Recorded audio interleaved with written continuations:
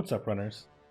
Originally, I wanted to do a first impressions video, but after seeing how many people actually got into the alpha, I realized that there's maybe 30,000 keys out there total as of the writing of this on Sunday, and a lot of the people that got in are streamers or content creators, but from a lot of their feedback, I can tell a lot of them have little to no experience in extraction shooters.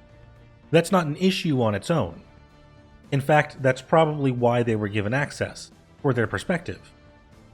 However, that kind of backfires when certain creators provide feedback for a battle royale and say things like, there's not as much PvP as Apex, or the game needs a storm, or that only the last team standing should survive. I don't know about you, but that sounds like you just said this could be a battle royale because I like battle royale. It's like waking up and saying, Skyrim would be a better game if it had story written by George R.R. Martin, was in third person and had a stamina-based combat system, and you had a horse that could double jump. I'm not going to dive into other people's takes right now, but I did want to set up the context of where I'm coming from personally. I have been an active and consistent Destiny player and extraction shooter player since 2019. I have over 4,000 hours in Destiny 2, just shy of 1,000 hours in Tarkov, and just under 700 hours in Hunt. Obviously there's a large discrepancy there, but let's break it down a little bit further. I play Destiny with friends 90% of the time. We've done hundreds of raids, dungeons, nightfalls, seasonal missions. We've cleared contest raids and dungeons. We've gone flawless. Destiny is a game where I've made and play with many friends, and playing socially is a big part of my life. So yeah, 4,000 hours of jokes and wins and there goes flawlesses is a small price to pay for that. Tarkov's my most played extraction shooter, but it's not about the PvP for me. It's about feeling like a survivor in the world. I'm just as likely to chase a man down if I have nothing to lose as I am to avoid confrontation while transporting quest items. Most games I'll see maybe one player, but even then, I might not fight them. My Tarkov experience is probably 50 hours of trios or more, and then the rest is probably 50-50 being in a duo or solo.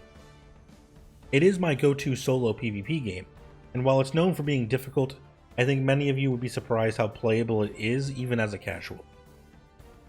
Hunt's hours probably break down to 40 hours of trios, 80 hours of solo, and then everything else is in duo. This was my PvP game of choice the last 2 years. Brendy and I picked it up in early access, and to this day it has been one of the best balanced and most rewarding PvP focused experiences I've had. Unlike Tarkov, Hunt is extremely devoted to encouraging PvP, and while you can ignore it, you will miss out on the majority of the loot because it wants you to fight people over those items. So when Bungie announced Marathon, I saw a glimpse into what I wanted for years. An extraction shooter that could limit how long I spend in the menu and then queue times and find some kind of middle ground between Hunt and Tarkov's gunplay. Both of these games are dense. They have their own limitations on player movement or weapon speed, things like Hunt having single action, manually loaded bolt weapons, where Tarkov has inertia and much more harsh recoil than normal. And most importantly, I wanted an extraction shooter that would be easy to play with friends. One of the biggest gripes with Tarkov that people have is that if you go down early, you are out of the game for however long your friends are in it. You'll maybe go scav by yourself, or you'll have to sit there and watch their stream in Discord because you can't do anything in the in-between time. Hunt has a revive system, and that's fine, but the weapon and aesthetics isn't for everybody. Now, it's been 2 long years, but finally, I get to play this game. And it's lived in my head rent-free for the entire time. And we get to talk about it together. And I can show you footage. The feedback that I'm going to give in this video is mostly for Bungie. I want Bungie to be able to hear it. This is my feedback to them on things that should be improved. And while I hope it is enlightening to you or gives you some perspective on what the game is like, this is mostly something for Bungie to use to improve the game and maybe make it something that other people would enjoy more. So let's open up the conversation with what my overall opinion of Marathon is. And to be honest, the more I play, the more I enjoy the game. I have my gripes and my reservations that we're going to talk about. But if the game released at 6 gigs and they didn't touch anything, I would give this a solid 7 out of 10 right now.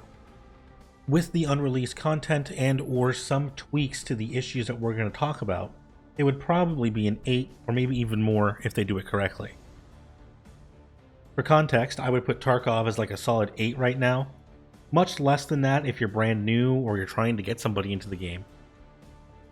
Hunt I would give like a 9 or a 9.5 out of 10, but you really have to be into the PvP and the clunky weapons idea.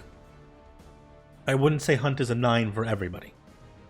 Destiny 2 as well is probably like an 8 on average, and it fluctuates between really, really good and really, really bad depending on the expansion, the season, etc.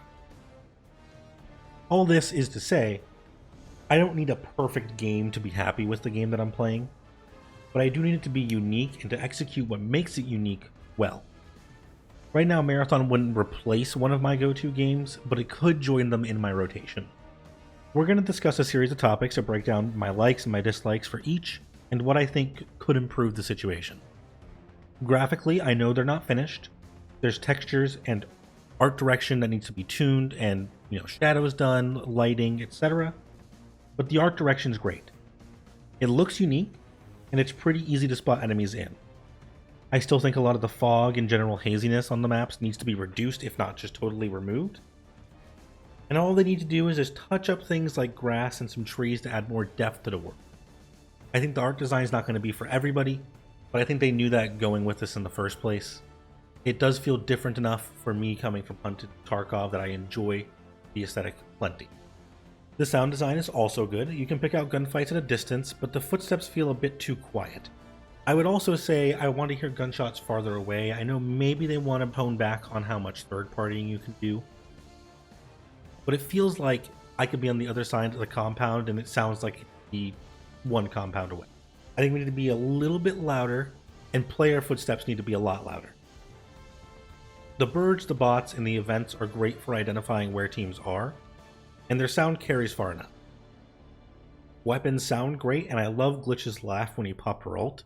I appreciate not having idle chatter from the runners. The general ambiance of the world is good audibly. The music in the menus, amazing. I love the music. I think navigation is very approachable. The map shows loot opportunities as you discover them, and the ping system is a blessing for team fights or for scouting.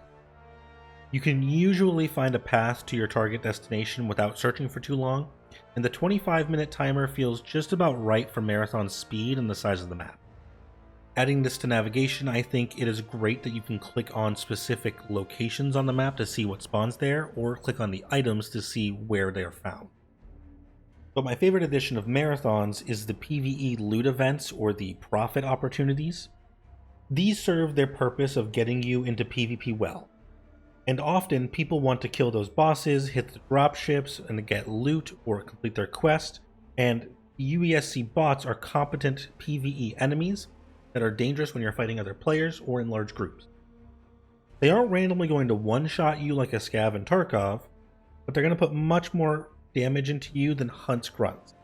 I don't think they're visually distinct enough personally, but thankfully they drop decent enough amount of loot. You can get weapons, you can get ammo, you can get almost anything off of their little boxes they drop. If I had any issues with the events themselves, it might just be that they're either really easy with a trio, or they're just full of bullet sponges if you're playing by yourself. And I feel like there might be a little bit of a middle ground, making the purple shield bots a little less tanky, and everything else maybe a little more tanky. On looting, Bungie has added a huge variety of items for us to collect. There's bags, weapons, cores, implants, valuable materials, even quests, all with different rarities or reliable spawn locations. Materials will tell you where to find them, and weapon lockers spawn weapons, medical boxes spawn meds, etc. At the same time, enemies drop a variety of gear as well, and the feeling of having to choose what to take is alive and well. At the time of this writing, I have 45,000 in liquid assets, which feels like a fortune when I'm so focused on gathering materials right now. Having the sell value clearly marked speeds up looting for profit, but you'll still spend plenty of time reading random things that you've never seen before. PvP started mildly rewarding, but the general value of PvPing has gone up as people acquire better gear. I wouldn't say there's anything that needs a specific touch-up or increase on the spawns, as I think that's going to need a little bit longer to cook and might be a little bit of feedback that we want to give later into the alpha after there's been a couple of days of people gathering and trading and passing loot on. The contract system is your average quest system, except you can only hold one at a time.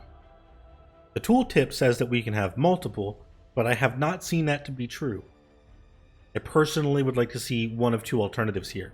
One, allow us to take all of a faction's quest at once, or two, give us fewer per faction, but let me hold all of them at once. It's not particularly slow to level a vendor, but it is very annoying. As for the contracts themselves, I haven't seen a particularly difficult one yet, but we have a decent variety of looting certain items, doing certain activities, killing enemies in XYZ location with XYZ gear. Your average Tarkov quest, really. I imagine that, like Tarkov, there's a quest line that we aren't privy to yet, but I don't know for sure. It is nice that as simple objectives we can get all three done in one match, depending on the quest. Now, for the elephant in the room, let's talk gunplay. I think the majority of weapons feel unique and useful in their own way. The Overrun feels like a great consistent rifle that doesn't excel in any particular area. The Bully feels like a great close-range blaster. The Longshot is a really good sniper. The higher recoil weapons feel like they kick, but remain controllable. They're very standard Bungie affair guns. If you have played Destiny in the last 5 years, they feel kind of similar. While I don't have access to hard damage numbers and the critical multipliers, time to kill feels substantially faster with headshot. If you're hitting body shots, it does feel like it takes a long time to kill anybody, and it feels very hard to do a 1v2 when you're hitting body shots. Getting headshots into the mix makes it more manageable, yet still very, very difficult to do a 1vx scenario. Which leads me to the other elephant in the room, aim assist. Mouse and keyboard aim assist is not something I have much experience with at all. I only know it exists in Halo Infinite, really. Bungie has a kind of aim assist in Destiny, where the bullets will kind of bend, what we call bullet magnetism, to hit their target.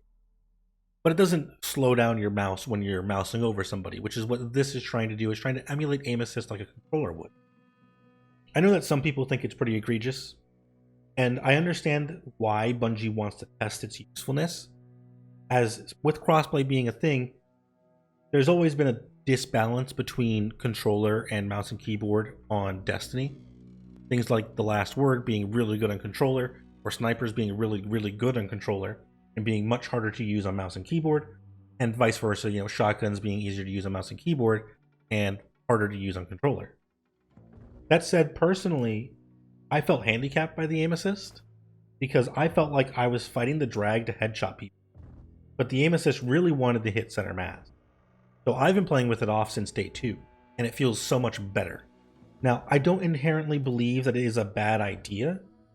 I too have had bad days, and there's times where maybe it would be nice to have aim assist just to make sure that I am able to contribute in some way. Because controller players get that. So I understand that they want to kind of level the playing field a bit here, but I think it needs a lot of tweaking to be in a good spot. Personally, I have it off because I trust myself more than I trust any computer.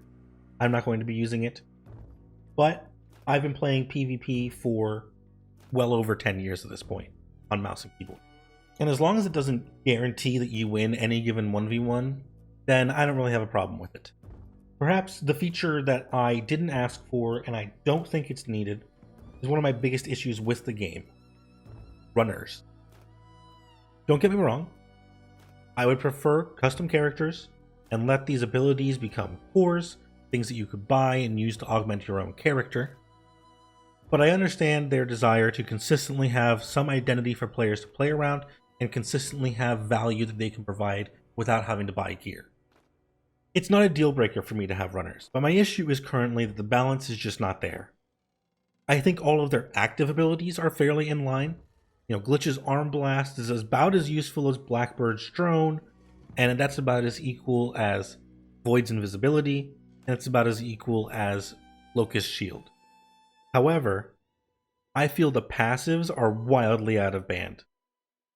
Mainly, Glitch and Locust. Sure, Blackbird can finish your teammate to get walls on your entire team, but does that matter when you can slide or jump 3 buildings away in under a second? It's not even the egregious part. Sure, Locust and Glitch have insane movement that the other two can't compete with, but really my issue is with Glitch's double jump. When nobody else has any verticality to wall climb or grab onto a ledge that's too high, it becomes extremely annoying to both fight or revive a Glitch who casually jumped on the roof from the middle of a building complex that you have to go to the other side of the map to find a ladder for to cross back over to get to them. The rest of the cast needs some kind of way to contest high ground, even if it's slower than the double jump. The main example I have is we got into a fight and Jake died on the roof of a building and I could not find a ladder or a staircase up for minutes until we died. And personally, just because double jump is such a game changer, I think Glitch is by far the best character in the game right now. As a side note, I was under the impression that each runner would have some skill options to choose from to build into the play your way idea. And even if they don't now, I still want that to happen. The other major play your way roadblock that I've experienced so far is with the weapons. I think they're unique and they're interesting, but Bungie, why do we have so few options to buy? I know the really cool stuff is saved for later, but why do we not have access to a long range, close range, and mid range option early in progression just for cash? Anything that needs mats, I'm not counting, because I can't justify spending progression materials on overpriced basic gear at the start of the game. Of all the purchasable gear so far, only the Overrun and the Magnum are competent, and the Magnum needs mats for some reason. At least at this point, other people are coming in with gear that I can take if I kill them, but other weapons are so much better than the Overrun and the Magnum that it's hard to win a 1v1 against them. And I'm not saying you need to add the long shot and the shotgun to the start of the game, go and buy it off level 1. I'm saying add, maybe an SMG and the Overrun and one of the DMRs.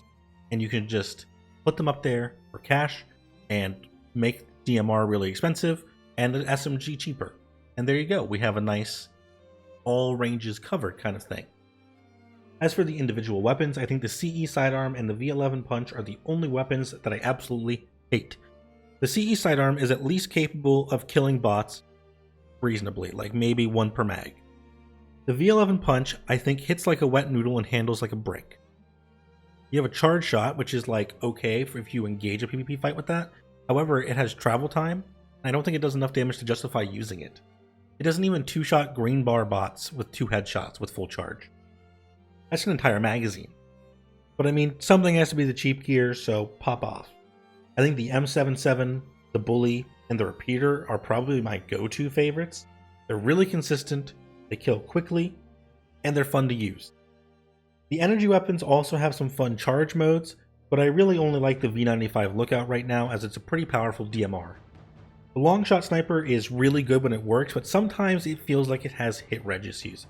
I've hit a couple of times where I'm going for even just a body shot just to put damage on somebody, and they're standing still and there's no way, I'm missing this shot, and then it just doesn't do any damage.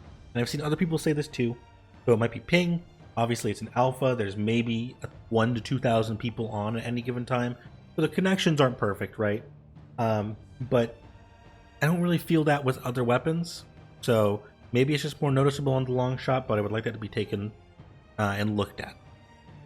The Wasteum shotgun is fast and fun, but surprisingly it feels a little less lethal than the sniper, even though it shares the same ammo. This might be just a general concern I have with the MIPS weapons, with it just takes too long to even kill mid-tier AI. Green Shields takes 2 sniper headshots and at least 2 shotgun shots, which just feels bad when I'm carrying 80 rounds max in a slot. It costs so much to buy rounds, and these things can do really good damage to players. I feel like they should just be lethal to AI. I don't think we need to have them be this weak. My final section here is probably the most important to an extraction shooter, and that's the economy.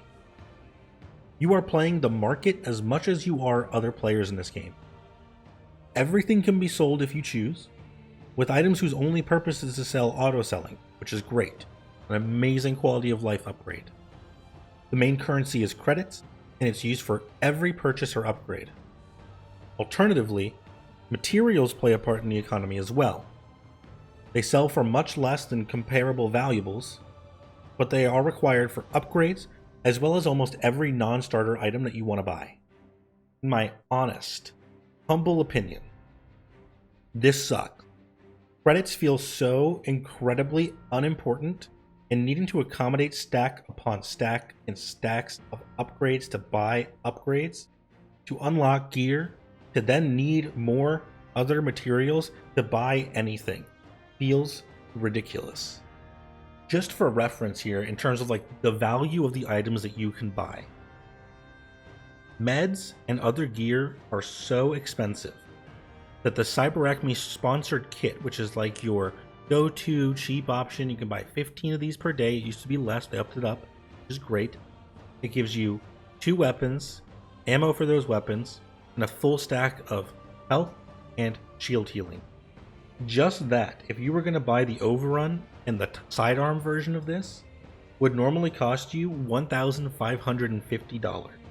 If you get the version with the V11 punch, you're probably closer to $1,800, not including the material cost. That means you could buy 5 to 6 of these CyberAcme kits for the exact same loadout in cash. Now, I am all for giving people a wholesale discounted package, but maybe it should be a little more comparable. And I'm not saying pull up the CyberAcme kit. I think the CyberAcme kit should be that cheap. It's a good value, good price right now. We need to bring the cost of meds down mainly. That's my main concern. Meds are ridiculously expensive. They cost $1,250 to bring in a full stack of meds. That alone is more than worth paying $300 for the sponsored kit every game. And that's not to mention that like you can get upgraded versions of this sponsor kit that includes cores and implants and grenades. Like let's say your average loadout that you want to buy would be your main weapon, half a stack of ammo, meds, and then 1 core, 1 implant, 1 grenade, a backpack, and a shield. This seems like a lot of things, but this is like 1 item per slot. And it's like the bare minimum of what I would say is a full loadout. All of that would cost you $4,100 plus 3 resin, 1 plastic, 3 nanocomposites, and 2 carbon wires. Or you can spend $300 and get 75 to 80% of that kit. Why the hell would I ever buy a kit in this game? And it's not just that the backpack and the shield have material component, because I'm okay with spending material components on top of credits for things like these bonus effects where you get reduced volt damage, or your backpack will reload your magazine 10% of the time every couple of seconds. I am totally down to spend materials for that. But why don't we have access to like a white version of these for cash? Why can I not buy a backpack that gives me 1 row for cash? Or a shield that doesn't give me an extra shield slot, but gives me the PvE damage resist for just a little bit of money? Hell, I would spend, $4 grand on just a shield if you're going to give me that. I'd spend cash on a lot of this stuff. But right now, the sponsor kit is just ridiculously good value. It feels bad to have all the money and have all these options on my screen, and none of them are available for me to buy to feel like I am building a kit and taking in gear that I want to take in. Tarkov handles this item bartering in a much more satisfying way, which is giving you the option of buying things for cash or for items. You can keep the materials relevant with interesting buyable variants, or just as alternate purchase methods. Like, I understand if you want to have a long-term reason to pick up carbon wire, but it shouldn't be a necessary thing for me to gather to spend the money that I already earned. It should be an option that lets you either save money that you have, or to diversify what you're willing to pick up in the game. And the thing is, Tarkov even lets you spend credits to buy materials for bartering for a cheaper value on the player market. Even without a player market, this kind of material exchange could make it bearable. And that's even disregarding that at some point, you would want to prioritize other loot like weapons and valuables and use materials as filler, not 50 different item slots of currency types for basic purchases. You don't want to pick up the same materials every game forever. I also would like to see this like small quality of life feature being to let me please choose how much to buy whenever I go to buy things on the black market. I can choose to sell 1, 2, 3, 4, 5 of an item. But how come I have to buy things one at a time and click and hold to buy it? Why do I have to click and hold 10 times just to buy my meds? That's cringe. That's bad. Fix that. Yeah, that's my biggest complaint about the game. Like I said, I am enjoying the game a lot. I've been having a lot of fun playing it. I took off all day Sunday to just write this and get some ideas down because I want to give Bungie the feedback they deserve for this game. And I feel like there are a lot of people who complain about it because it's an extraction shooter more than they do about how it compares to other extraction shooters. And I think Bungie knows that they are making an extraction shooter. They are well aware that the game is going to be divisive just on that premise alone. So I would like to help them make a better extraction shooter rather than try and make them make a different game. But I hope that some of this reaches Bungie and that all of this gave you some context about how I feel about the game, and maybe some of the gameplay is entertaining in the background. If you would like to watch us play this, we are still going to be going live almost every day on Twitch, which you can see linked down below. We're playing with Jake a lot, playing with Brendy a lot, Justin, Marathon Intel on YouTube, not on Twitter. It's really fun. We've been having some great nights and posting a lot of clips. I would love to see you all there. And if you enjoyed this, go ahead and sub down below. Leave a like. Leave me your thoughts if you have anything you want to talk about as well. Any of these points I touched on or anything else that you wanted to add. And we'll see if we can pass some of that stuff on to Bungie. That's all for today, runners. And I will see you all again very, very soon.